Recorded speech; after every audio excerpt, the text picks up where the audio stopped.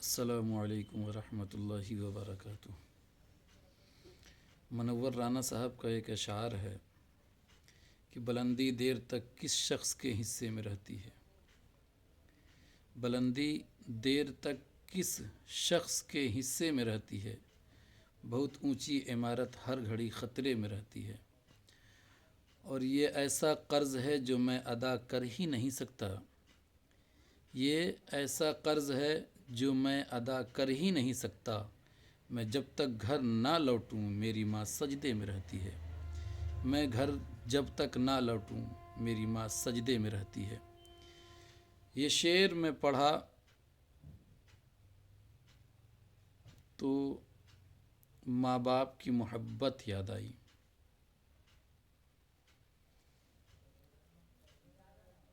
کہ ماں باپ جب غصہ کرتے ہیں تو ہمیں ان کے اوپر کی سختی دکھلائی دیتی ہے،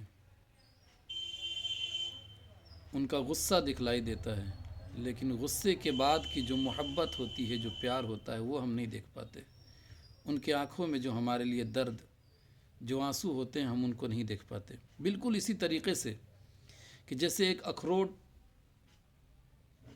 یا ایک ناریل جس میں پانی بھرا ہوتا ہے، یا ایک ناریل کا گولا جس کے اندر گری ہوتی ہے، اس کے اوپر جو کھجے لگے ہوتے ہیں، ان تینوں چیزوں کو دیکھا جائے تو اخروٹ کے اوپر جو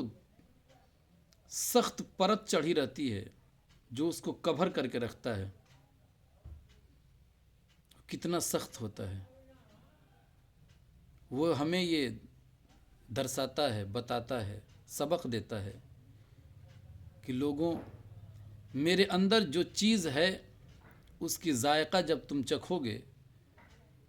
تو وہ تمہیں توانائی دے گی، تمہیں تندرستی دے گی، لیکن اس کی میں حفاظت کیسے کر رہا ہوں، دیکھو میری سختی کو۔ اس تک پہنچنے کے لیے تمہیں مجھے ٹھیس پہنچانا پڑے گا، تمہیں سخت بننا پڑے گا، تم مجھ پر سختی کے ساتھ وار کرو گے تب میرے اندر کی نرمی کو تم پاؤ گے۔ ویسے ہی ناریل جس کو ڈاب بولتے ہیں، اس کے اوپر کتنی سخت پرت چڑھی رہتی ہے کہ کسی کے سر پر مار دیا جائے، کسی کے جسم پر مار دیا جائے تو پریشان ہو جائے،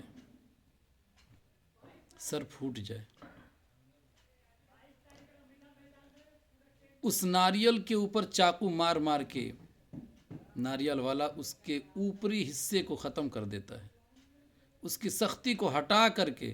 پھر اس کے اندر کی جو باریک بالکل پانی ہوتا ہے، جو میٹھا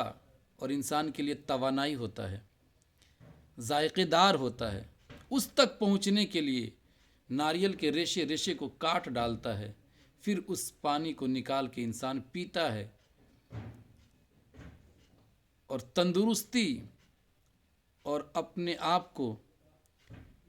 اچھا محسوس کرتا ہے۔ ویسے ہی وہ ناریل جس کے اوپر کھجے لگے ہوتے ہیں بالکل،